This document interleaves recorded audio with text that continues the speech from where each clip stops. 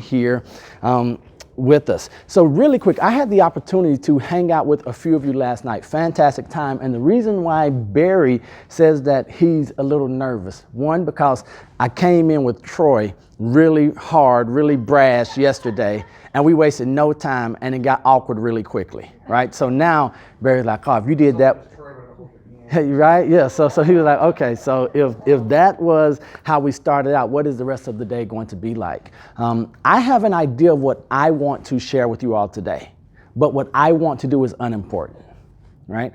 I want to know what your challenges are, what you're seeing in your business, because we know that this is about building your business, right? How do you build a business? And I have ideas, but really we're going to be asking questions, and this is where the punching and the hitting of each other comes in, right, Ashley? Ashley, like, okay, yeah, I get to hit somebody. And so what I'm going to do, I'm just going to ask a lot of questions. I'm going to give some ideas, but as Barry said earlier today, is really, I want you all to open up and start thinking maybe in different ways than you've thought, I know, in the past year. Because would you all admit, the way you thought in the past year has been totally different than you thought maybe 2 years ago, right? And for many of us, that's not a good thing. For many of us, the way that we've allowed ourselves to think in the past year, we're like, man, we're not the same people. And if we're not the same people, then we can't have the same business. Now, we want to take that, knowing that we're not the same people, but use that in a positive way. Fair enough? Okay. So I am here. We're going to talk a lot, whether it's this morning or this afternoon, about failures that I've made. I'm going to, I've failed a lot, so I've learned a lot. But then I'm going to pose a lot of questions to you that only you can answer. Right? Some of them you are going to want to answer out loud. Some of them you are going to have to say, man, I can't wait till this dude leaves. I got to get in my car. I've got to cry. I've got to work this thing out. But really, it all goes back to, and Ashley is already nodding her head because we started asking some questions last night, right? Debbie, we started asking some questions last night, and it was like, so we're just going to keep going down that route. Right, so I got to hang, and so you like, what happened last night? So they took me hostage last night. So I was walking, and next thing I know, I was thrown into this van, and a few of your friends, your colleagues, held me hostage last night, and they wouldn't let me leave until I answered some of their questions. So that's why I have some ideas, some things that we're going to share today. This is interactive. That means if this session or the next one goes horribly wrong, right? If you say it was the worst session ever, that means that it is a reflection on you all, not me. Okay? So when you say, Barry, that was horrible, Neal said that it was only as good as you all make it. All right? So what do you all want to talk about? You all like, oh, now see, come on. Now it's like the movie Waiting to Exhale. So yes, so you know, I was warned about you, Troy. And it was not by Barry. I was warned by the significant other. Say, hey, watch this one. He's gonna get you. So throw out some things. What are some challenges? What are some things you want to talk about? Yes, ma'am. So, you know, we keep talking about how real estate is all about relationships, and I've shared in our office meetings, the biggest struggle for me is that when I'm working with clients, I can't seem to let go of the professionalism and lean into more of the friendship. I have a very hard time getting past that line. And an example is I hear other agents in our office, like Melinda or Rachel, and they'll just say like, oh yeah, I went to dinner last night with my past clients. And I'm like, when, you know, I stay in contact with my past clients, but it's always so from like a real estate professional standpoint. And I really struggle when I'm working with them and showing them houses to like break through and make it more personal and get to know them. Like I can't drop my... Okay, I'm going to jump in right here and I'm going to give you all permission. Be 100% who you are. So what works for you, you do not have to do what Melinda, what Troy, what Mike do. Okay, so first thing is, each of us in this room right now, you have everything it takes to be great exactly how you are. All right, that's what we have to understand. That's what we have to accept. So your biggest flaw, the worst thing you can do in your business is try to model your business after how you see someone else. You could potentially lose clients if you start trying to have dinner with them, because they might be like, I thought she was a good professional. She is awkward, right? She is like, no, I do not trust her with my buying, because, you know, did you see that she kept shaking every time we ate? Like, right? So that's where we have to figure out what our personalities are. Like, I don't know if you all could tell, but my wife, I forgot. That's my wife, Joanna. Wave at everybody, baby. Okay, so we just call her boss lady around the house, right? But her personality is totally different than mine.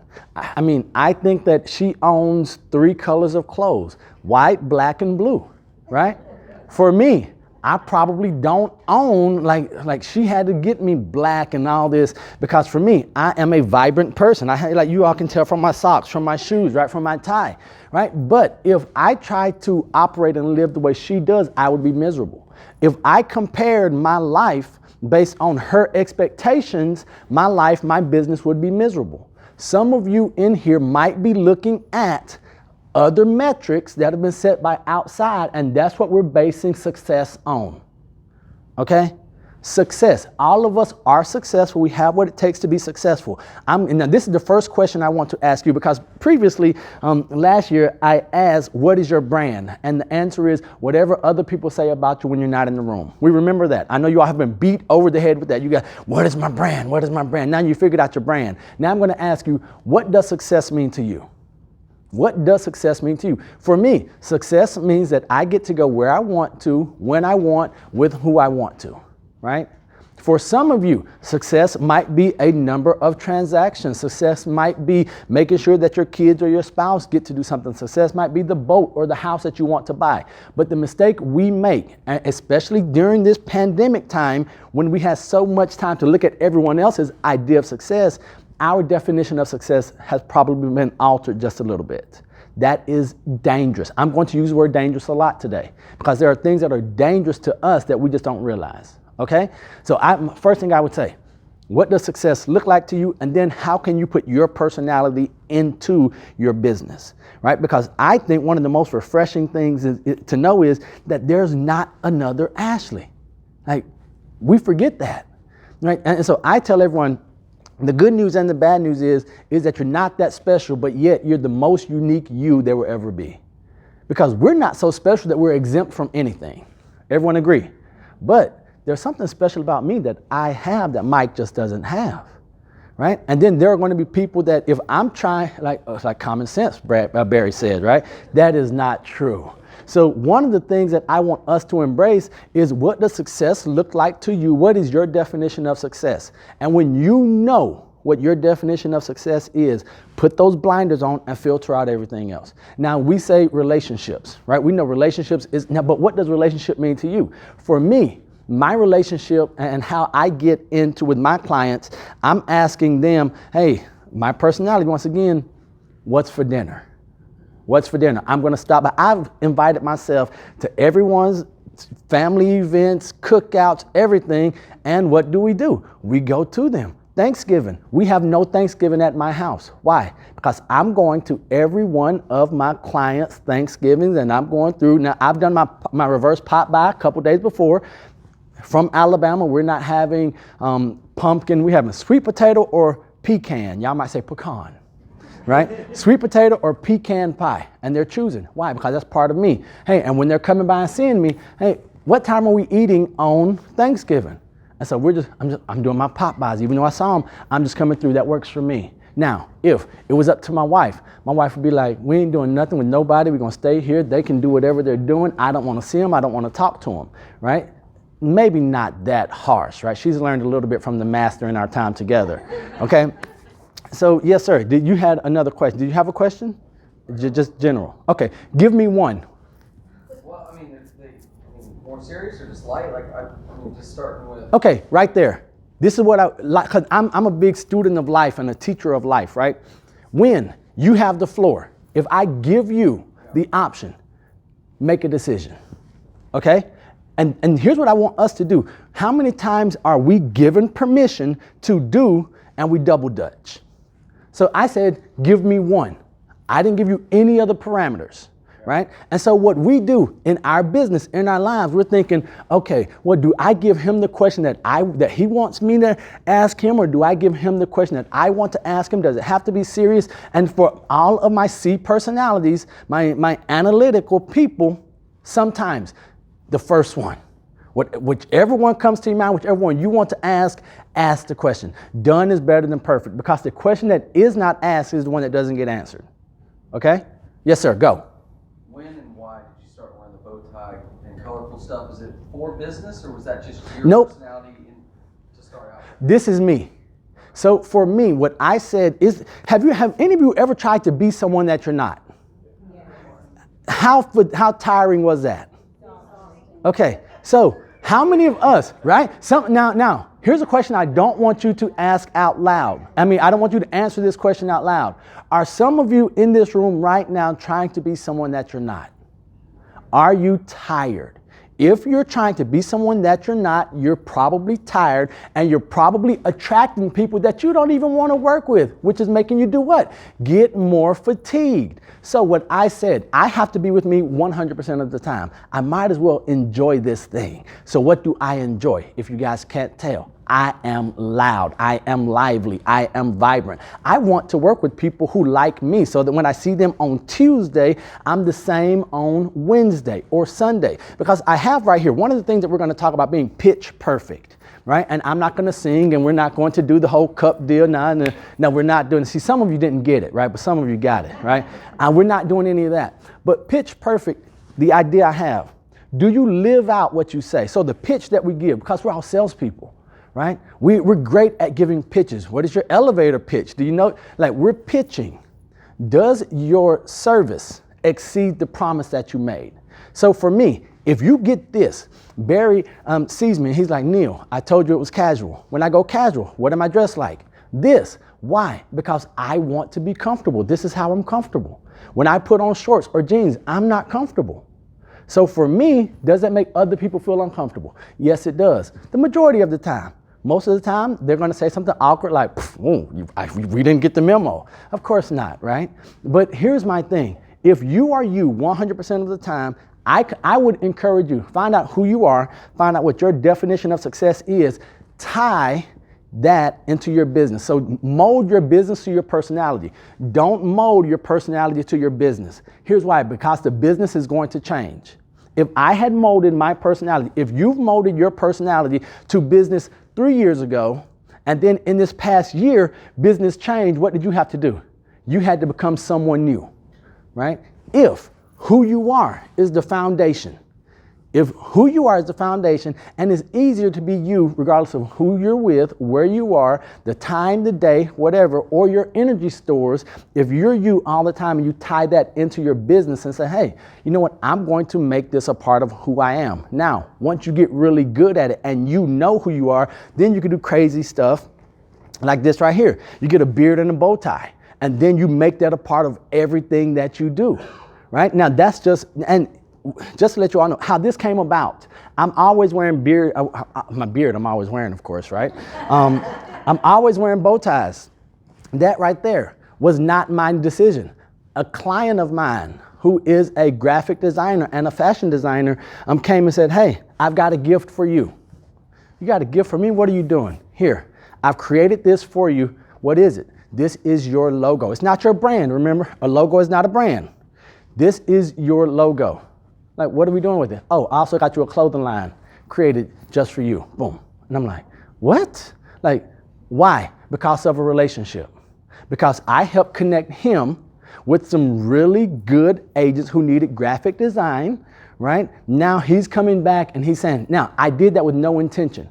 But the reason being is because my pitch was perfect. Because what I said and what I lived, it aligned. So if I were to ask you, who you are, right? Now, this is going to go a little bit back to brand, but if I ask you who you are and what's important to you, if I say what's important to you, who are you, would your bank account and your calendar be cooperating with that? Or would they say that you're bearing false witness, right? That's a question. Because for us, we've heard, and so my mentors have said, if I want to know anything about you, if I look at your bank account statements and if I look at your calendar, I would know 90% of what's important to you. If you say one thing, is your pitch perfect?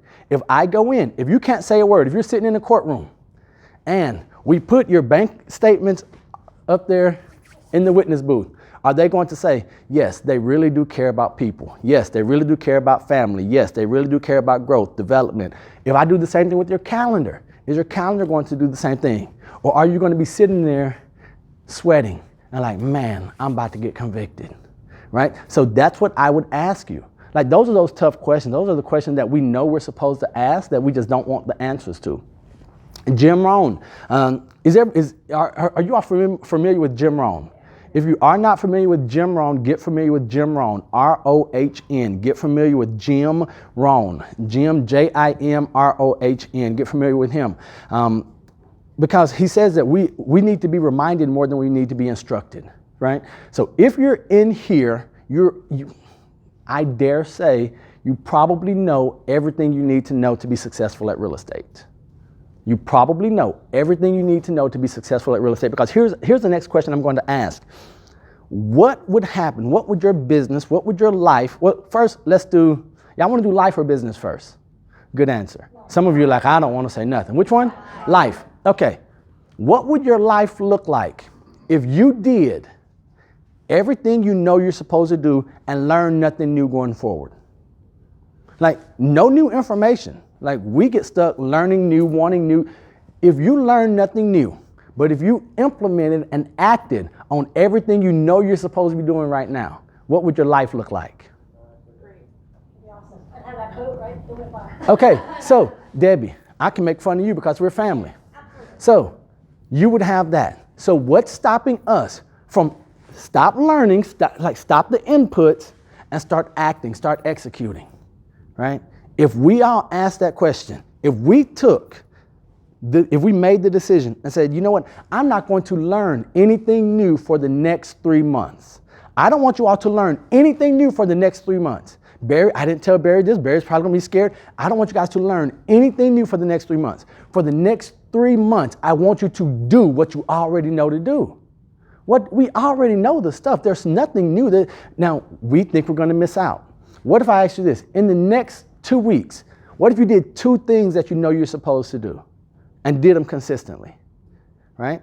What would your life look like? What if you made those phone calls? What if you had those dinners? What if you came home when you were supposed to? What if you actually brought the flowers or the Amazon gift card, right? Or the cash? What if we did those things that we know we're supposed to do? What would life look like? Now, in the business side, what would your business look like if you did what you were supposed to do?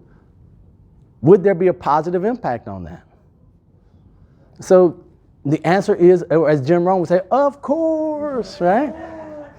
So my question is, why aren't we doing it? The reason many of us aren't doing it is because we use learning as an excuse to not do. Now, if you all that time that we're saying, well, I'm getting ready, I'm learning, I'm preparing, I'm planning. If we take that time, I'm going to dare say, let's just say we're learning an hour a day. Some of us haven't learned an hour in a month, right? But let's say we're doing an hour a day. What if we turn that hour into our implementation? We know the power of, the power hours and prospecting. What if we just prospected like we were supposed to? I'm not saying cold call, door knock, but whatever your prospecting is. What if you prospected like you were supposed to? Would business be different? Would life be different? Now, you're going to say, I know we're great salespeople here. The problem is we're so good that we sell ourselves out of why we can't do what we're supposed to. This next question is going to be the one that I want you all to think about. Whose life would be positively impacted if you did what you were supposed to? Because we'll let ourselves down. Neal will let Neal down. I will let myself off the hook, and I'll sell myself on it every day of the week. Who I won't let down is her right there. I move heaven and earth for my wife, right? I don't feel like it. I don't want to. It's not easy. It's not convenient, but I care that much. So in your life, whose life would be positively impacted? I know some of us in the room have already started thinking generationally.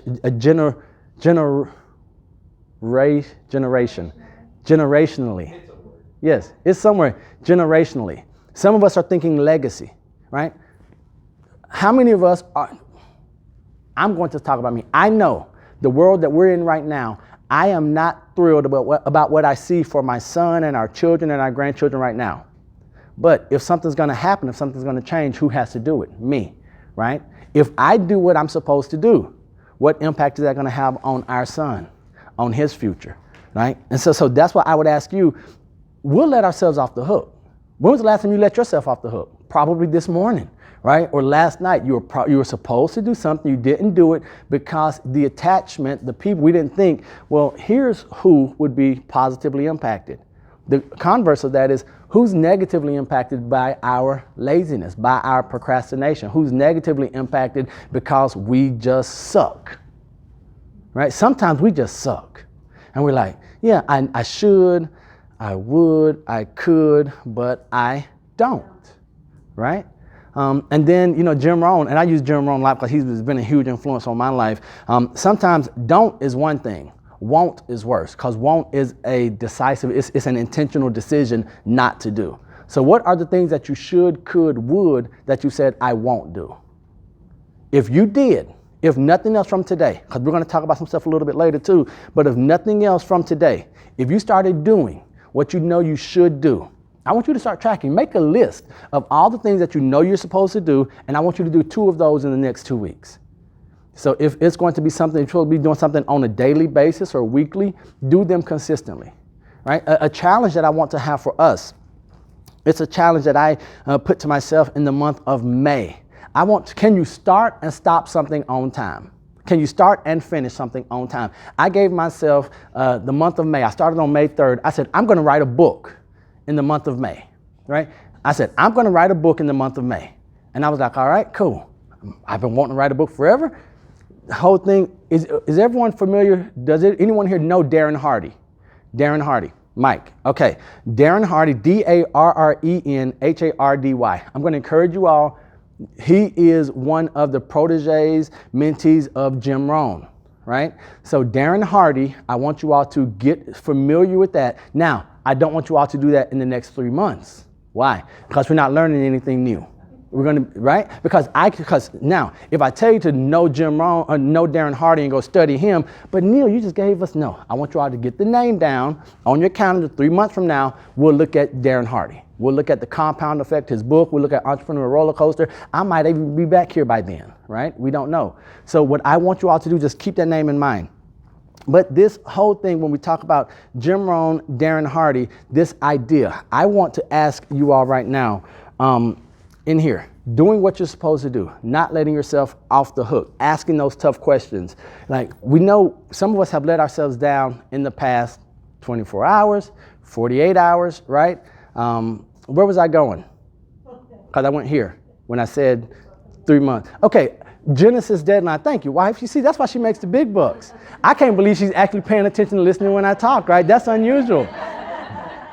The book, Darren Hardy talks about Genesis deadlines. A Genesis deadline is the idea from the Bible in Genesis, what God gave himself a week to do.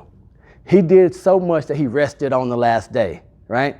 What could you get done in an unrealistic, what we would consider an unreasonable amount of time if you did what you were supposed to do? I told myself, I'm going to write a book in a month, in less than a month. Guess what? I did. I said, I made the decision. I told my wife, told my best friend, told my mom, I'm writing a book in the month of May. I said, okay, cool. Accountability partners. Do you all have accountability partners that are going to tell you the tough, rough, good, bad, ugly, unfiltered, but with love? If you don't, get an accountability partner. Get someone that when you talk to them, say, hey, good morning. Did you do what you're supposed to do? Whoa, I said good morning. Can you not say good morning back? Every Wednesday morning, I talked to my mom today. My mom, every Wednesday for the past 6 years, I've talked to my mom every Wednesday. So when she calls me on Thursday, I think something's wrong, right? Hey, we only talk once a week. What's going on? Right? So I talked to my mom this morning. Hey, did you do what you were supposed to do? So about the book, I said at 12 o'clock on the 31st, 12 a.m. on 11:59, wherever I am, whatever I get to, that's the last word of the book, period.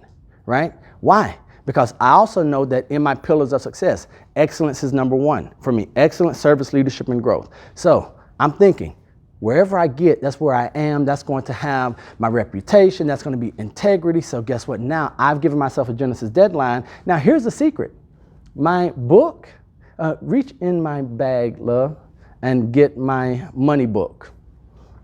It's going to be in the big part. And the big part in the front. So I have these moleskin books, 2.5 by, so I call these money books.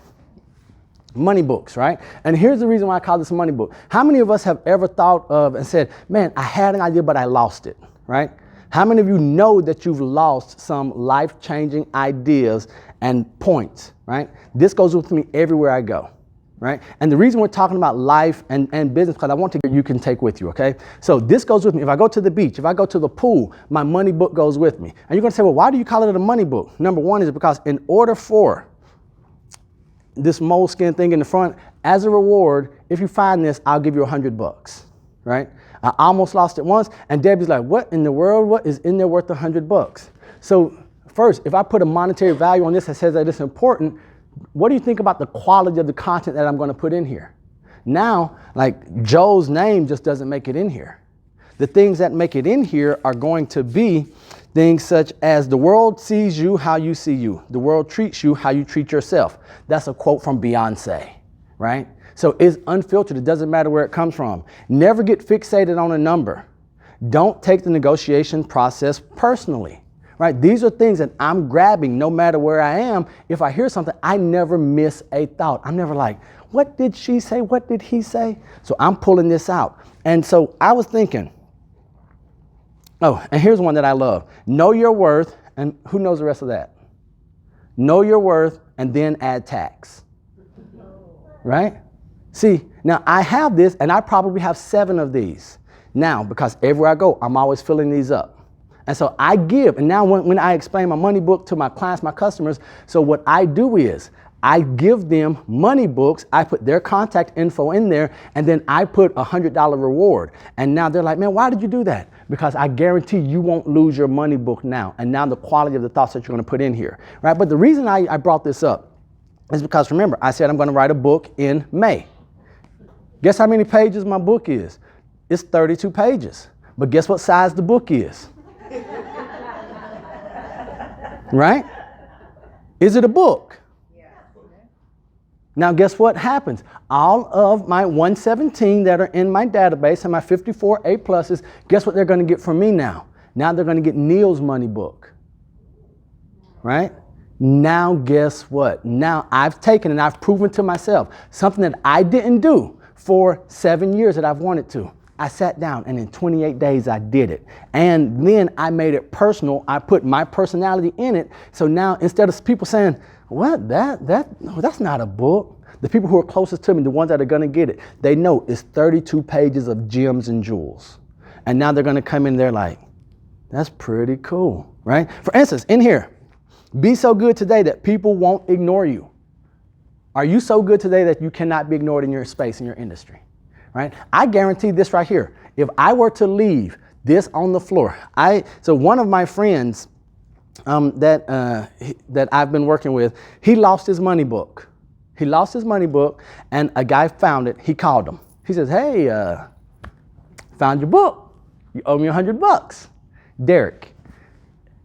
And like Derek had his money book, it's been sweaty and everything. I'm like, dude, if you're gonna have it in your pocket, put it in a Ziploc or something. Found his book. The guy meets him at Walmart and says, hey, Derek was like, man, dude, not gonna return, not gonna pay the book. No, you made a promise to yourself. Pitch perfect, or who you say you are.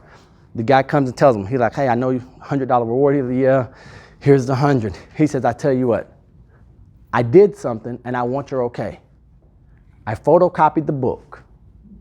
If you'll let me keep the photocopy of what's in here, I don't want your $100. Why? Because the dude, he went in there, first thing he saw was $100.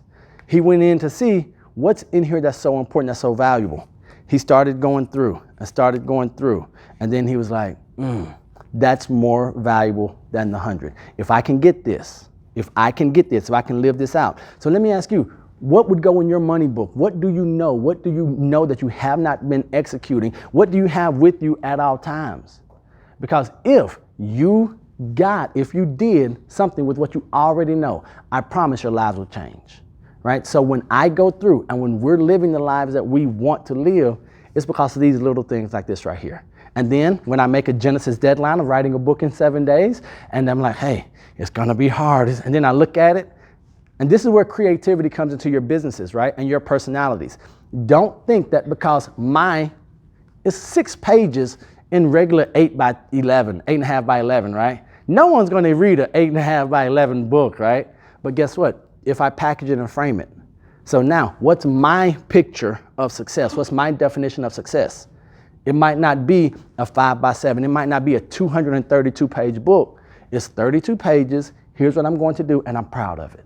So your business, your life, is your life a success based on your terms? If not, there's a problem, right? The good news is, if our lives are not a success based on our terms, we can do something about it starting today. One of the very first things that I wrote in my money book, the one that has made me every bit of money, and when I say money, it has nothing to do with finances, right? But the idea is this one right here. Turn thoughts into actions faster. Turn thoughts, and so the thoughts that you have, remember the question? You're like, well, which one do you want? Just turn it into an action. Whatever you want to do, if you turn it into an action faster, my goal is to fail faster than the competition can count. So it just looks like I'm going from success to success to success to success. No, I went from success, 10 failures. Success is just that my 10 failures happened in 3 days instead of 3 weeks or 3 months. And what they saw and what they see, they were like, okay, he was on the top here. He was on the top here. Man, you got so much done in 3 months' time or in 4 months' time. Yeah, but I failed 50 times in 3 months, and you probably haven't failed but once or twice. Fair enough? Okay. Are we good? Can I keep going real quick with what I have written here, or questions? Okay. Concept versus product. Your business. Do you have a concept of a business, or do you actually have a sellable product or service? We all know the concept cars, right? The Detroit motor shows and international motor shows, they have these beautiful concept cars that never go into production. People spend millions of dollars creating concept cars that they even, make the little clay mold and all that stuff out of, and they do all the CGI, and they never go anywhere. Is your business a concept? Do you think, are you so busy planning and say, okay, I'm going to do this, and as soon as the pandemic ends, I'm going to do this, and as soon as this opens, I'm going to get this? Or do you have something that's real right now? If you don't have something real right now, throw out all of the planning, throw out the concepts. I need something that's sellable, right? Build a business. Would you buy what you built? If nothing that you've built, if the only thing you have is a concept, you don't have a business, okay? And I know this goes back to us letting ourselves off the hook by saying, well, I'm planning, I want to. Genesis deadline. What can you build in 7 days? What could you do in a month? If you're like, Barry, I don't need you to teach me nothing new. I need to execute on these 2 things. If you executed on these 2 things or these 3 things, what would your life, what would your business look like? Last thing that I have right here, A or the. So the idea, do you want to be a realtor, a professional, or do you want to be the realtor, the professional? Right? A or the. Because I say there are a lot of A's in this room, right? Some of you want to take that A a little bit further, right? There are a lot of A's in the room. There are a lot of A's in this industry. How do you move from A to the? And so I'm going to show you all, if you all don't mind, well, I'm going to open up for a couple more questions before I show you all what I have here to help us move from A to the. Remember, pitch perfect. If you're going to say it, make sure it aligns that it's perfect, okay? Then concept or product. If you only have a concept, if people can't articulate, if you can't articulate what you do so well that a kindergartner through a 5th grader can understand it, you don't know it well enough. Okay, I need us to break it all the way down, because what we won't admit is that a lot of us, we comprehend on a kindergarten through 5th grade level on a daily basis. So when I come here and say, oh, well, yeah, I work with affluent individuals, you know what? I help people buy and sell homes to make sure that they are secure for their future, whatever it is. We don't have to sound flashy. We don't have to be sexy. Like, just make it simple, break it down for our babies to understand, because how much stuff do we care about that we don't understand? Very little, right? But those things that we understand, that we grasp, if you can break it down to layman's terms, everything that you do will be a big help. So questions, comments. Anyone have any questions? Because I know we're going to get into some of them here in a moment. Questions, comments, questions, concerns? Okay. Yes, ma'am. Have you always been a morning person, or do you think a person can become a morning person if they're not, to get that stuff done? Okay, so Debbie's asking because I wake up at about 5 or 4:55 in the morning, get my day started. So by 9:30, I'm done with my work day. Because I start at 8:30, my work day starts at 8:30. By 9:30, I'm done working, I get to play and have fun. Now, my idea of playing and have fun is hanging out with people, getting to meet them, see them face to face, do coffees, that type deal. But my idea, let me ask you this. Do you all, and so as a football player, my coach would always say, the mind controls the body obeys the mind. Right? The most powerful computer, the most powerful thing in the world is the mind, right? And so, do you have the ability to make decisions? Can you all make choices? If you can make choice, you can become anything you want to be. So that's why it's funny for me when I hear people say, I'm not a morning person. You know, my response is, you've decided not to be a morning person. And then you walk in the lie that you're not a morning person. Because guess what? I'm not a realtor. Like I told them, like, I'm a first generation realtor from Alabama who only speaks English. And I'm like 67% of my business is with foreign nationals in Miami. Like if I listen to myself, if I've decided that I'm not going to be, I'm not going to be. So I just think it goes back to, now, I'm not telling you that you have to be a morning person.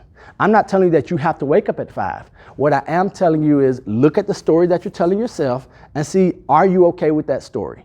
If you're not okay with the story, do something about it, right? Many of us, we've bought into a story. We've been sold a story, and you know where this is going. This is in the book, right? We've been sold a story where we're the main character, where it has eternal impact on our lives, and we never gave any input on the script, right? How scary is that for us to be living a life where we've never given input in the script? Why? Because the script for us, we've allowed social media, we've allowed our friends, we've allowed industry influencers to tell us how to run our business, what time you have to wake up, what processes you have to follow, and it's going contrary to everything that we know and everything we believe, and then we feel like failures when we don't meet their expectations. Okay, so question for you. Do you know what your expectations are of yourself? And the key word is your. Do you know what your expectations are of yourself? Like, do you know what you need to do to be happy? If not, then whose happiness are you trying to achieve? Like, don't do it for Barry and Sherry. Right? And sometimes you can't do it for, like I can't do it for my wife. The reason I make my wife happy is because I feel like selfishly, I just feel good when I see her smile, right? But then I know what my expectations are of myself personally and professionally. If you don't, we're going to always get stuck. So I have always been a morning person, but here's why. I've been so excited about life, I don't want to miss anything, right? And so that can also be a detriment. So I get up and I go, and I had to call my son this morning. I called him at like 8:15. He's like, hello. And I called him with my mom on the line, and my mom is just like me. She got up, and so she's in Alabama, so she got up at 4:30, right? And so she was getting started with her day, and so my son is on the line, and she's like, hey, Trey, what you doing? You sound like you're still asleep. I said, Mom, wait. He's out of school, summer's in, he's not getting up for another 2.5 hours. She was like, okay, I'm sorry. He's like, all right, talk to y'all later, bye. And she said, man, what's wrong with that kid? I'm like, oh no, it must be his dad. I have no idea, right? So you can do anything you want to. The want to just has to be big enough. Or the idea that, I believe it was John Maxwell said that we can do anything we want to as long as we turn our want tos into have tos, right? So what are the have tos in life? Like we all have done stuff that we had to do that we didn't want to do. Now the trick is to turn all of those want tos into have to. What do I have to do? Like for me, there are some things that aren't optional. Like making sure that I provide for my family, for the housing, for everything so we can enjoy life. That's a have to, that's not a want to for me. Right? Okay, now I have to do this. And so just tie that into what we're looking at, what we're doing. Okay, we're good so far? Oh, yes, no, yes. Okay, so here we go. We're going to go into, because I want to just highlight and show you all some things, and we're going to piggyback on what Maria was talking about. Is that going to come back on? Nope. Power. There we go. Okay, we're going to piggyback on some things that Maria was talking about on the global space, international space, and then I want to give you all some practical things that you can do in your day-to-day business, all right, because that's what's important. Never mistake, never confuse life with business, okay? Number one, the only reason we are in business is so that we can have a quality life, all right? The only reason we do what we do is so we can have a quality life. If your business has overtaken your life, reevaluate your business. All right? I'm telling y'all from personal experience. Business, real estate used to be my life. I've been doing this every day for 17 years, no side hustle, no second gig. So for about 8.5 years, it was nothing but real estate. I lost relationships. I just did it all wrong. Health was horrible. If you all look on Facebook and see some of my old photos, I was 50 pounds heavier and I wore it all from here to here. Right? It looked bad. No one told me. But it looked bad. But why? Don't laugh. She loved me through it all, though. I thought that I'm like, babe, you need to tell me. She said, but I love you. Oh, no, if you really love me, you got to say, baby, we got to go do something, right? So I was just living life wrong because everything was business and I had lost touch with life. So right here, is everyone familiar with FloridaRealtors.org? Yes. I'm going to go really, really quickly on this part. FloridaRealtors.org. Tools and research. You all know the stats that she was talking about, the international report. We're going to come right here. This is that international buyer profile. That's the one that I want you to get so you can know who's buying in Florida and who's buying in your market area. All right. We're going to go to FloridaRealtors.org, tools and research, international buyer profile. You guys got that? A lot of information there, 36-page report. They'll have a snapshot. You want to know this information. I believe, I'm going to say something that's daring. I do not think that any buyer, seller, landlord, or tenant should work with anyone who's not the best. All of us have the same information. In a few minutes, I'm going to show you how I can come into your marketplace and I can be better than many agents in your marketplace in about 3 minutes.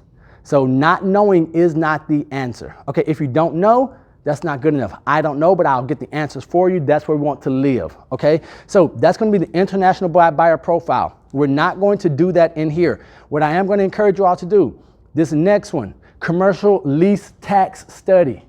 Commercial lease tax study. Remember, Maria, if you are not connected with Maria, get connected with Maria. Commercial lease tax study. We need to know what's happening in this commercial space, right? In this commercial environment. Businesses are coming in, what's happening, what's not happening, you know, the economic development, all that, okay?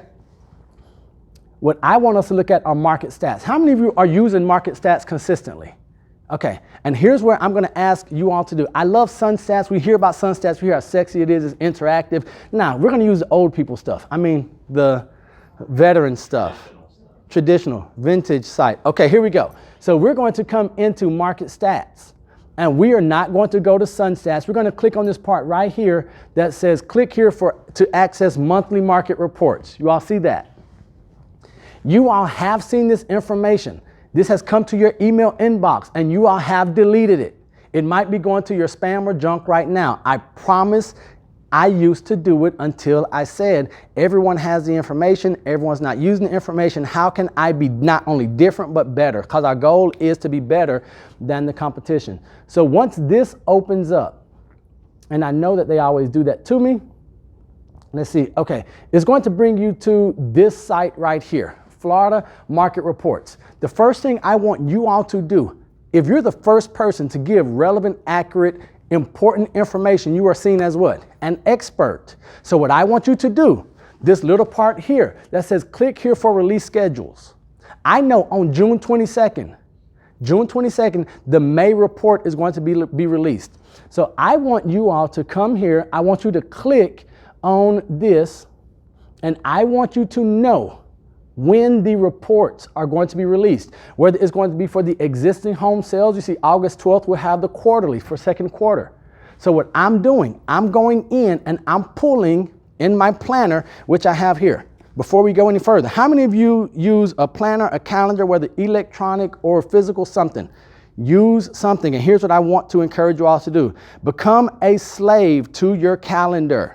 Become a slave. The reason I get so much done is I'm a slave to this thing right here. If it's not here or in my Google Calendar, I use two because I'm a physical person. I always keep this with me, and my money book. Because when I'm getting ready for a consultation, I'm going to say, well, let me see. Are you available on Tuesday? Let me see. Nope. I'm not available on Tuesday. I'm already booked. Now, scarcity plays in. They're like, hold on, I really need to get this guy to sell my house or get a buyer consultation. Let's go to next week. What about next week? Nope. So yellow for me, just one of the tricks I did. Yellow means that I did it. Pink means I didn't do it. Right? So now I can look and see, did I win the day or lose the day? Did I win the week or lose the week? If I have more wins than losses, you all know Buffini, how many days do we need to win? We need to win 4 days. If you win 4 days out of the 5-day work week, you've won. If you win 3 weeks out of 4, you've won the month, right?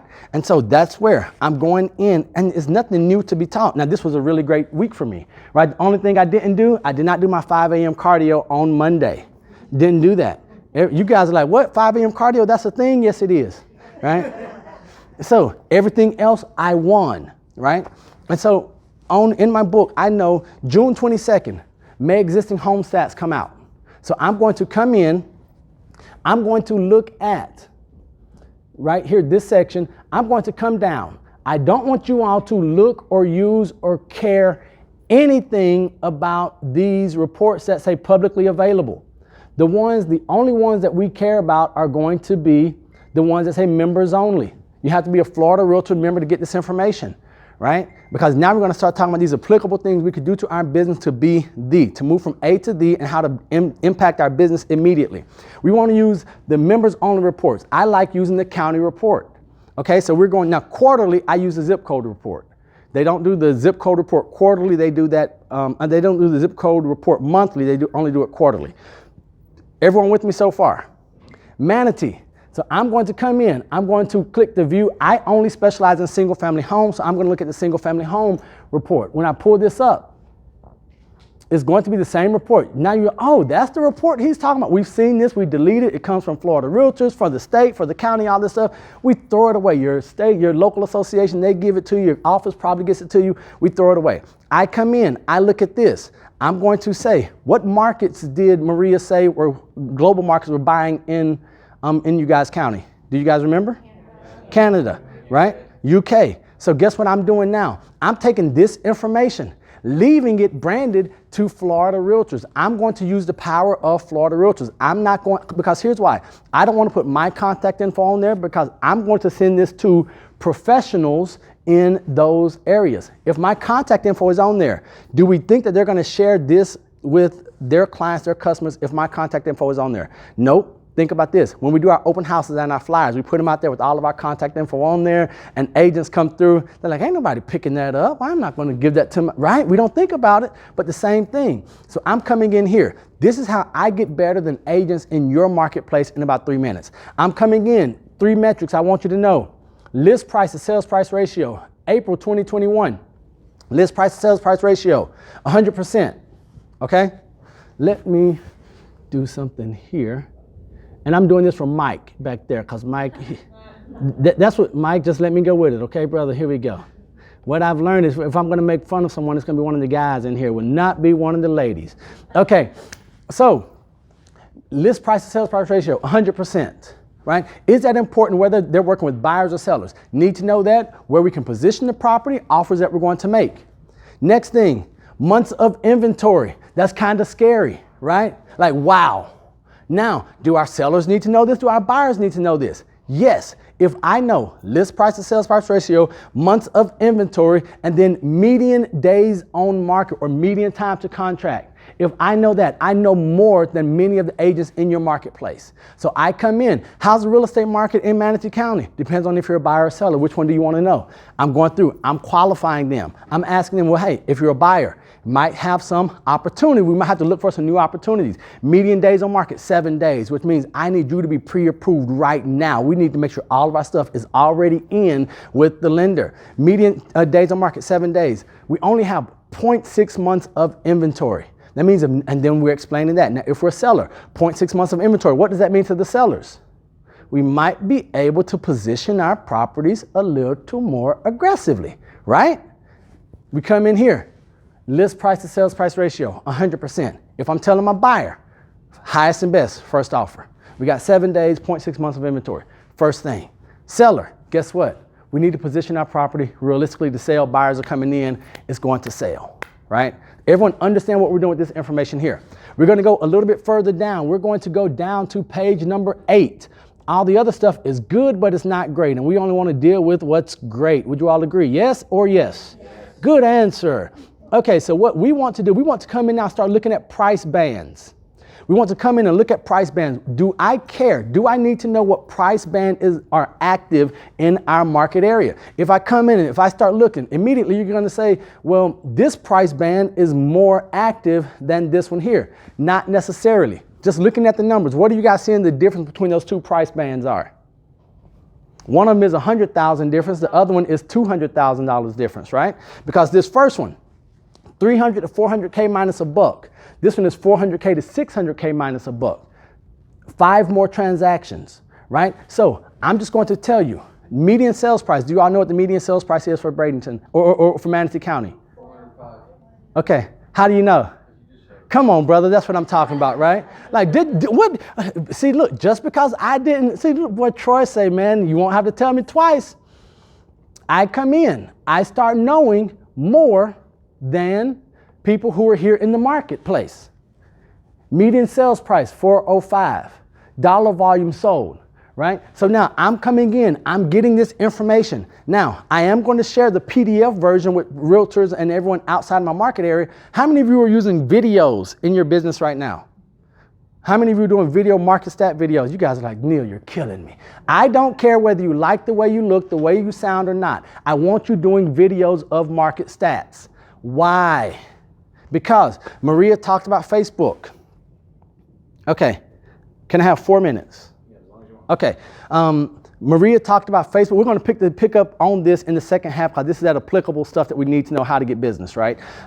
So what I'm going to encourage you all to do, go through here. We do want to look at, I want to go back to page number 8. So the median price point is $405,000. Troy came through in the clutch. But we know the most active price band is 300 to 400K. The most active price band for 100,000, 300, 400K. Okay. So now, if I'm going to start targeting and making business decisions, we need to know who we're going to be going after, who we're going to target. All right.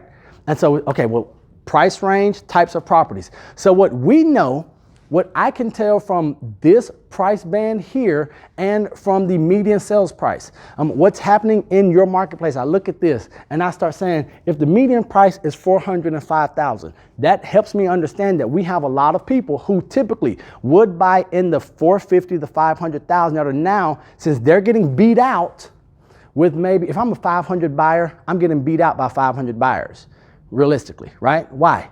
Because really, I'm competing against a 550 buyer who's bringing more to closing. So now I have to say, how can I position or how can I get, if I'm working with a buyer, just think about this for your business. If your buyer is a 450 buyer, say, I know you want 450. We're going to have to spend 450, but we're going to look at 400 homes, right? Because now the purchasing power isn't in the loan amount, it's how much can we come out of pocket? Do we have those funds to come out of pocket? So I think that one thing for your immediate business is to impact your business with your buyers. Go ahead and set the expectation. I know I have a buyer right now who's approved for 550. They want 550. Property, caliber. I'm like, do you want a 550 house or do you want a house now? Because if you want a house now, we're going to find a house, a 475 to 500 house, and we're going to have to go into contract with that and bring additional out of pocket. Does that make sense? Everyone understand with everything that's happening? So that's an idea. So really quickly, we're going to take this information right here. We're going to take 3 pages. We're going to take page 1, page 8, and page 9. We're going to take page 1, page 8, and page 9. So that's page 8. Let me show you all what page 9 is. We come in here and then we start looking at we're still on page 8, median time to contract for the different price bands. Now, if we're looking at 405, I'm telling we said 6 days median, right? Now I'm telling them, hey, in this price band, 6 days, median days on market, we have to be ready to go immediately. Guess what? I appear like I am the best. Perception, other people's perception of you is your reality. So now if I'm coming through, not in your marketplace, if I'm over at the hotel and they find that I'm a realtor and they want to know. So this is what I do everywhere I speak, everywhere I go. I find out months of inventory, days on market, list price, sales price ratio, and then I look at the most active price band. And then I say, you know, the most active price band based on number of transactions is 400 to 600K. Median days on market, there's 6 as opposed to 6 in the whole market. And they're like, this dude knows his stuff. 3 minutes, okay? So we want page 1, page 8, and page 9. After we have the information, we're going to get our phones, we're going to get our cameras, and we are going to record ourselves giving a market update report. You guys are like, no, we ain't. Yes, we are. No, yes, we are. We're going to record ourselves doing market update report. So you'll see right here, I have 23 videos in my luxury market update, and then I have 15 in my market update reports. So we're going to come in, and I'm going to choose one of, let's do, Can I be on fire too? you, of course you could. Of course you could. We're going to do, let's see if this one has it. Neal, are we doing these weekly or monthly? So I am doing mine, there's 2. I'm doing one that I'm going to be doing monthly, because whenever those market stats come out, but then also I'm a member of the Institute for Luxury Home Marketing, so whenever theirs come out, I'm going to do one for the general market, I'm going to do one for the luxury market. I can do, when the quarterly reports come out, I'm probably doing one every week, because then I'm choosing zip codes. Hey, this zip code had X amount, this zip code had this, and I'm targeting who's getting, what they're getting, how they're getting it, but it's not for, our goal is not to get this to the end consumer. That's not our goal. Our goal is to get this to realtors outside of our market area. I want you all to, if you're marketing to, if you're only trying to find the needle, stop looking for the needle. Find the haystack. Who are the haystacks? The haystacks are our agents, our colleagues in Canada. The Canadian buyers that are coming here, they know who they're working with before they come into the country. Why? Because the people they know, like, and trust have told them who the agents are in the marketplace. So we want to take this right here. And let me see. Here we go. So here's why we're going to put these videos on YouTube. Is because with no additional work, we're going to allow it to use we're going to allow it to do the auto translate for the captions, right? Because what am I trying to do? I want to be the agent to agents of the world. So if I want you to hear me, I want you to see me, but I want you to read whatever I'm saying in your language. So in other countries, we forget about the captions on videos, right? How many of you have ever watched a video when you're not supposed to be watching the video with the sound off, right? And you put it down under the table and you're doing this right here, right? Like some of you were doing in the meeting. No, I'm just kidding, right? He wasn't doing that. You guys like, Mike is like, dang, Neal, that's because we brothers, right? So how many of us are doing that? If I can have them get valuable, quality, accurate information, hear me, see me, but then in their country, they are going to come here and they will have already changed these languages. So they're going to come in and, for instance, now all of a sudden, let's go down here to French, since my wife is studying French. Guess what? Now, Neal is speaking in English. They're hearing my English voice, but they're reading in their native tongue, in their native language. Note if that other realtor in France, or if it's a Spanish-speaking realtor, if they see this, they're going to be like, man, this guy, he took the work to put the captions in. No, I didn't. They're auto-translated. Is some of the stuff going to be wrong? Yes. Am I willing to take the risk of some of the market stats and the translation not be perfect? Yes. Why? Because I just want to be in front of them. I want them to see me as the expert who's in their inbox every month. If I do that, what's going to happen when that French agent who has all these clients they're looking to buy in the U.S.? Because I'm sitting here saying Florida, but then at the end, if you want these market stats for anywhere in the country, please don't hesitate to let me know. I'll get them from you. Why? Like, Neal, that's a bold ask, right, to say that. Because I'm reaching out to, if they say, hey, I want to know what's happening in Carlsbad, I'm going on the Google, and I'm looking for an agent over there. Hey, I need your market stats for this area. And I'm sending them out. Why? Because I'm working on a referral for us. Oh, okay. Now, guess what? I bet that market information is in your inbox before you can hang up the phone, right? Does that make sense? And if you do this, and then they start looking and they come through and they say, okay, September, the luxury market, Broward for Q1, May, they start seeing this, and then he's consistent. She's consistent. They've been here. He's been doing this for 5 years. He isn't going anywhere. What does that say about you and your longevity? Right? We put it here for us. Now, you're probably going to also share this, upload it natively to Facebook because it's going to get more views. But this is where we're sending internationally, globally, because YouTube and Google are going to be available to be open in places where Facebook isn't. Does that make sense? And then if you get the habit of sending it, so I know I send out at the end of each of my videos, I tell them when they can expect the next video. Why? Because if they don't, one, remember, pitch perfect. Am I delivering what I said I'm going to deliver? If I don't, I get 3 to 4 emails. Hey, we didn't get the market stats. When people start asking for what you didn't give them, you know you've got them, right? And we're doing this unbranded. You see my thing here, but as far as when we send those market stats, we're leaving that Florida Realtors. We want to leverage the power of Florida. We want them to share that information because they can't get it because it's members only information, right? The same stuff. If you did what you know to do, if you used what you already have, you wouldn't have to buy anything else, right? Okay, so that's going to be it for me until after lunch, and then we'll dive in a little bit more. And then I'll be here to answer some questions that you all. A whole bunch of questions right now. I already know you are. On the translate, Mm-hmm. is that something you do to the video before you send it out to your French agent? No, because they do it on their end. Because think about this, in France, all their subtitles already, they have that as their default, right? So for me, I just make sure that it's English auto-generated and I leave it alone. And then on their end, whatever they have their settings up, for us, we're like, oh man, I have to go in. No, like for them, they just have everything there already. Yes, ma'am. Alabama One E's. Alabama Ease, yep. Real quick, what do you use to edit your videos?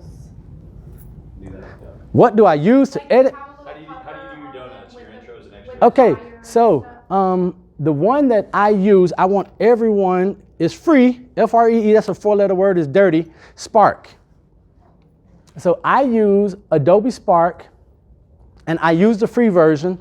And so this is where I edit all of my thumbnails. Now this is for thumbnails. You can do the videos as well. I don't say edit the videos in here. I use the thumbnails to edit. I use Spark to edit thumbnails because it's fun, creative. For instance, like weak minds don't create, right? And then you can come in here, you'll see where it's very easy. For a while, my son was doing all of the editing and all of the thumbnails for me. So that's one. And then the one that I'm using for my video is Wondershare Filmora. Wondershare, and you can see it right here. Oh, let me see. It might be on my, it is not on my desktop, but here it is. So it's Wondershare, W-O-N-D-E-R-S-H-A-R-E, and then Filmora, F-I-L-M-O-R-A, Filmora. Yes, that's what I use for my video editing. Is that your goal board on your desktop? Yes, and so remember, so this is, we're talking about what do you see, why do you see, how do you see, what do I look at every day? So this is my background.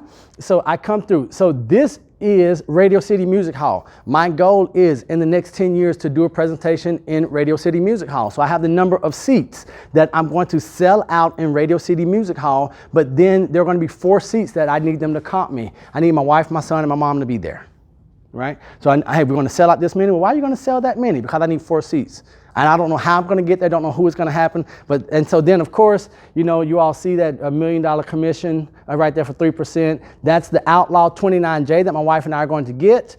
And with the dish on the top so we can drive around, ride around, come to hang out with cool people like you guys and live the life that we want. Okay, and that's just a hammock because my wife says she needs a hammock. You would think that I would already have that, but I'm saving that one for the very end, right? Other questions? Neal, I do. So the format we were just looking at was in YouTube. Yes. However, my YouTube does not look like that YouTube. Is that a special YouTube? No, that is, well, yes and no. That is just the studio. That is my creator studio here in YouTube. So this is what I look at, but when you go to the channel, it looks just like a regular YouTube channel. I have seen that. That does not look like my regular. This is, okay, so good gracious. I This, saw you. That's the reason I was bringing it so, back. so this is that's the back of house. So when we come in to actual YouTube, of course, it's going to be there. Let me go to my channel, and then I'm just going to view it as a, does anyone see where do I view it as someone who's not me? Can you just search it through YouTube? Just search yourself. See, this is how I know when I'm on YouTube, I'm on there to work. Now, so if you're on YouTube, get on YouTube to work, not to go down the rabbit holes, okay? So so this is actually how I have to find myself. So it's not like a cat video? Nah, nope. So it's still showing up as I'm in here. So it looks different. It's Yeah. I was asking that question because a lot of people were probably looking at this, and if you didn't think that I was, I'm like, where is it? What is So, it? yeah, so And we this- don't know, what does that mean? So That yeah. we've never been there. And then it just allows you to track your metrics and everything. But then this is where we come in. We start looking at the playlist, the videos, how many you're doing, what you're doing. But more important than, and so I want you to see, for instance, I only have 224 subscribers, not a lot of subscribers. The reason I use YouTube is not to get views. I use YouTube as my video library because while Facebook is kind of hard to search and do all this, I know this is never going anywhere. And with my global partners, I want to send them playlists. I want to send them links that are going to open up in a platform that I know they can view, right? And so that's the goal of it. And then coming in, choosing playlist, you can do anything that you want. For instance, I'm doing, Maria mentioned this thing, talking about interviewing business owners, right? So one of mine is going to be, where's the 2.6? Unless it is, okay. So the idea is that I want each of you to consider, not that you have to do it. I want each of you to consider starting your own web series. And you're gonna say, well, Neal, why would I do a web series? Why would I do a web show? Come in, and for instance, mine here is called the 2.6, where I just interview different people. And if you want to meet successful people, just say, hey, can I interview you for my web series, right? For me, my favorite one was this one here, where I interviewed my lovely wife, right? Episode 8, I interviewed her. Let me see, she might look a little bit different. I might look a little bit different, that's what I should say. Okay, yes, so interviewed my wife, interviewed my son right here.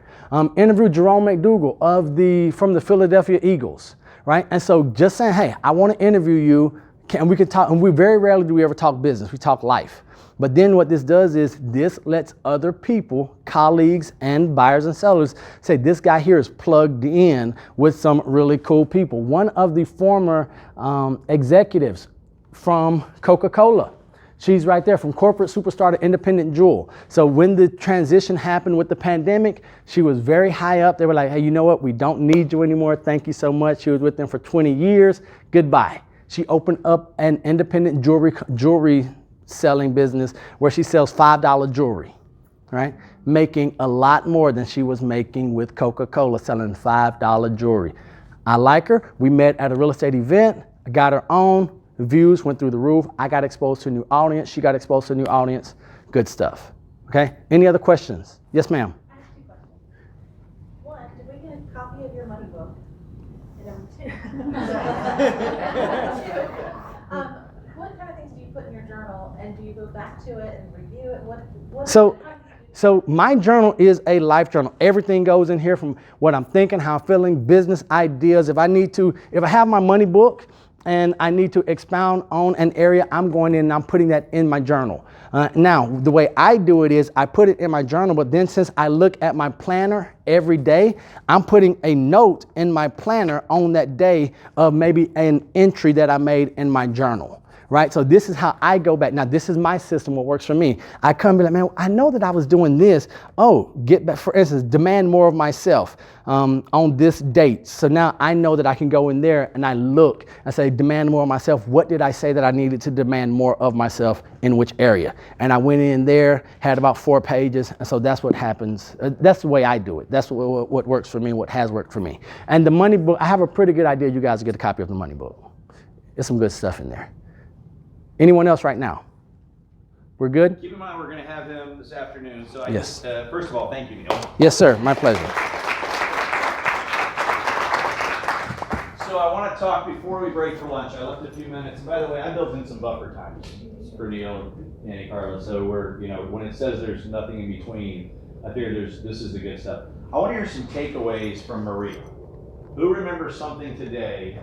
Like Neal said, you're not going to learn it right now in the next 2 weeks. Give me a takeaway. Give me your top takeaway from Maria this morning. What was the one thing that you said, man, I got to do that? 64% of the international deals are cash. Very nice. Don't have to worry about banks. Cash deals easier? Sure. I Christine? think getting in touch with like local companies like FPL and that site that they have to put in there, I never knew that, and that's been, good to realize. What else did we learn from Maria this morning? Mike? Reach out to agents or realtors from the countries that more people are moving from than income. That's the one I'm looking for. I don't have my lotto cards. Right now, we owe Mike a lottery ticket the next meeting. Right. I'll take one. Why is that important? Because if you don't have anybody to share your stats with, and you're talking to people and companies that are looking for people, and you're looking for all these things, and you're chasing these shiny objects, and you're trying to do what other people told you to do as far as action items, and you don't have the relationships with the people that you can share it with, what's going to happen to everything you just learned? Yeah. Mike, Fish upstream. Why fish where everybody else is fishing? Why is it so important? Why does Neal travel around doing what he's doing? He says he speaks for tips and all this other stuff. I love that about him, but he's just, that's a great sales pitch, by the way. Then you gotta guess what he's worth, right? You know what he's worth. You never have enough money to pay him what he's worth. But why is it important? Why is it important that you guys, the first time Neal was on a video, that so many of you became friends on Facebook, you may have gotten a video from him, you may have gotten the monthly card, a personal handwritten note or something like that? How many people have? Yeah, but Barry, they tell me to stop writing the cards to them. I've never gotten a I'm card. just trying to save his stamp. You're not saving his But I stamp, know, yeah. now after we talked about it, I get it. So Now he's gonna start getting mine. Maria, there was a couple things. Is number one, is you cannot grab a hold of a shiny object, a software product, a tool, a gadget, or anything in this world, if you do not go, if you do not show up, and if you do not participate. When you are invited to go on a Canadian trade mission, you sit there with your t-shirt on, you don't turn on your video, you don't turn on your microphone, you're goofing around, you're listening to it while you're doing something else in the house, right? That's what COVID taught us. Or you show up like this, you sit down, you can wear shorts if you want to, we all know we did that during COVID. Do you turn on your video? Do you make sure you're in that chat room before the thing even starts? Says, hey, Barry Grooms from the Sarasota Bradenton Market. By the way, we're also called the Suncoast. Happy to share our flamingo story for you anytime. Somebody else says, hey Barry, how you doing? You keep the conversation going. If you ever watched me on a Zoom during COVID, when I was president of Florida Realtors, even though I was there to present, I was engaging more in that chat room than almost anybody there. Sitting here this morning, I can tell you that some lucky person, if this other agent, a guy named Mike Artelli, says he's got an agent in his office, they're looking to send a referral to Manatee County. You know why he was thinking of me? Danny, what did we do yesterday? We had a good time talking before we talked to students. That's right. Mike Artelli was on that. Mike Artelli, many of you know Mike Artelli in the room right now. Who did Mike think of first? What did I say to Mike on the chat? Good to see you. Can't wait to see you in person. That's my takeaway from Maria. When she took me to Toronto, to Realtor Quest, I was the first. She had begged leadership teams. She had to borrow the money so that we could go up there. We had 100 agents that were with us. 50 of them stayed at the bar. They were hungover from the night before. They goofed off. They walked around. They were listening to Gary Vee because he was on stage speaking. Probably another quarter of them were sitting in the booth, hanging out, talking to each other, texting back and forth. Hey, what's going on? We're going to Fort Lauderdale next week. And are you going to the D's? No, I'm going to be traveling this summer.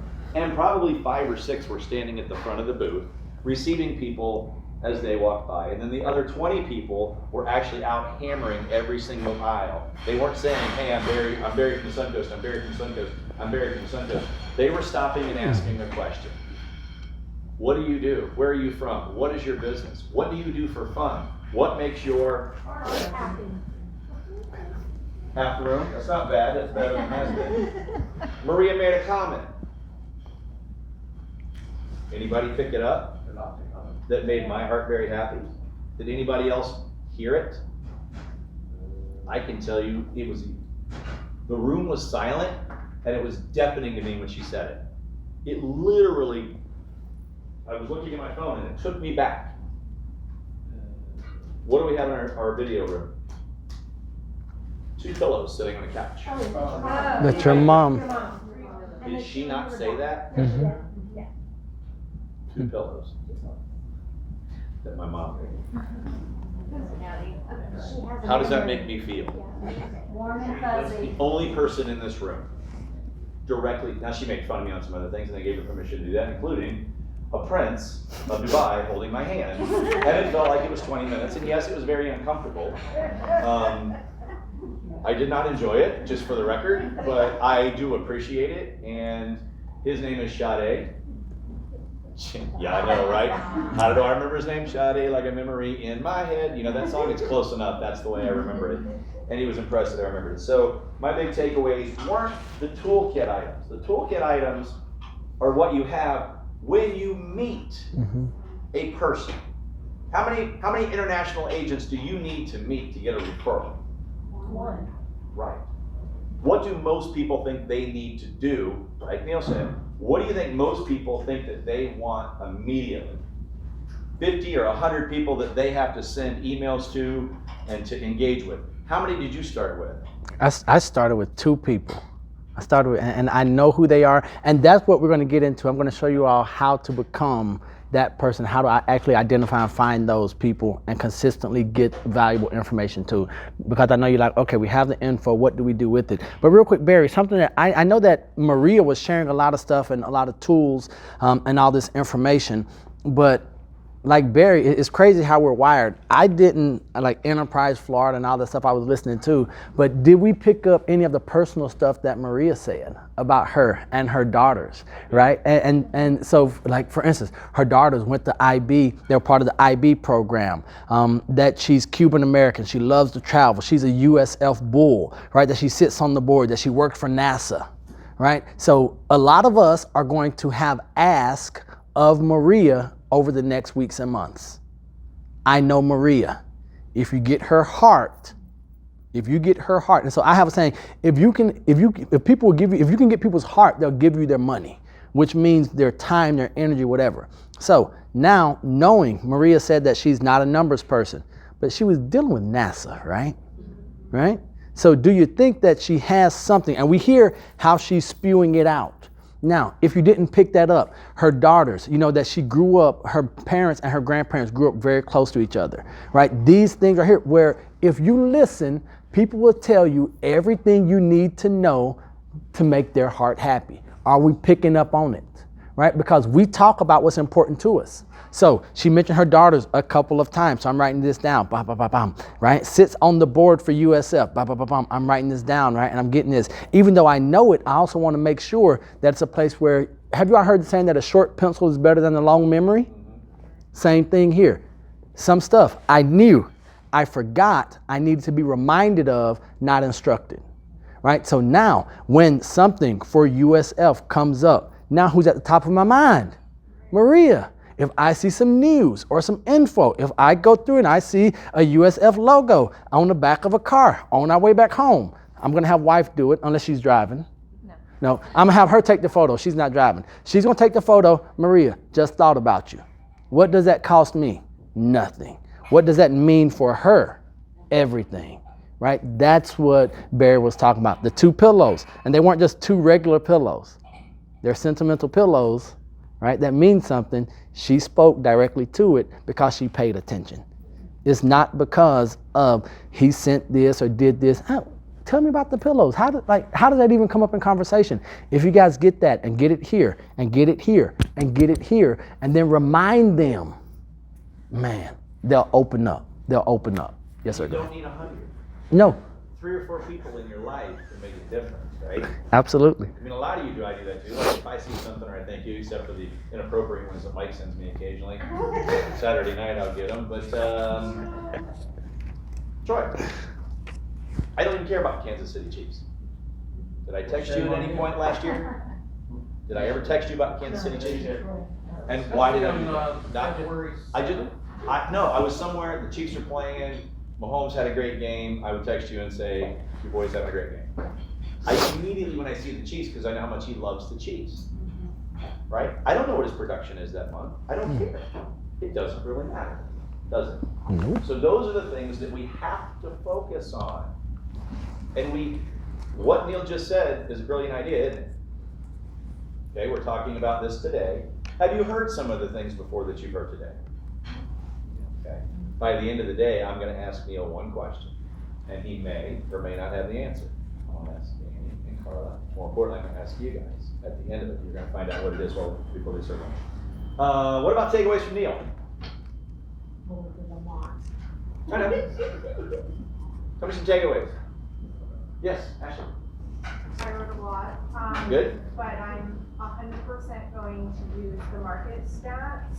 I'm like already thinking, I wrote down all these ideas of what I'm going to do with them, but it's just another way for me to reach out to my past clients. It's a touch, but I'm actually giving them something. I'm thinking about people I sold homes to 5 years ago, like maybe if I tell them what their house is worth, maybe they'll want to sell it. I'm just thinking of all the stuff, but a big one for me is going to be video, because I like being on video, and it's something I'm not doing, and every year I say I'm going to do it. And so I'm writing it down, I'm telling all of you, I'm doing videos, so please hold me accountable. Amen. Good stuff. What else? Yes, same time. Elise, I'm not going to be Terry. To be you, to be your own person, don't try to change. Ah. Be something else, or don't try to be somebody else. Ah, good one. Terry? How we use learning as an excuse to procrastinate. Am I busy doing what I'm supposed to be doing? How many times do you think we walk through the office or I do the same thing, I'm watching a video, I'm working on something, maybe it's a class for next week, and I'm trying to learn something. Am I sharpening my axe? No. Am I doing anything to move the needle? No. I can tell you, and I'll share this throughout the day, I heard something from Neal that made me think of each of you. So they're like, actually, you took away the videos, right? That's not what I took away from Neal's talk about you. It was permission not to have to worry about how Rachel, Melinda, or whoever goes to dinner with them. You don't have to be that person to be successful. You were successful before. Will you be successful again? Do you think by doing that you're going to get more business? Do you think by, so you struggle with that, right? Mike, you know what I heard about you. I came over to you, tapped you, right? Who else? Elise, I thought of you. Christine, I thought of you. There was things in there. Troy, I thought of you. Cassandra, I thought of you. 1, 2, or 3 things that he said. I want you to kind of think about what those are. Not what he told you are cool, shiny things up here. He gave you gifts that shouldn't be excuses to not do something that you can do today that the gift you already have. That was my big takeaway. You already know to do it, and you have permission to do it. Mike? One thing that stuck with me is, just trying to figure out why I'm doing real estate, why I need to push myself. It seems like it would be positively impacted if I did what I should be doing. Danny? So I'm gonna tell you my favorite thing about Neal is that if you watch him, you can learn a million great ideas, but the one thing I want you to really pay attention to is he doesn't follow the standard, he sets the standard. And he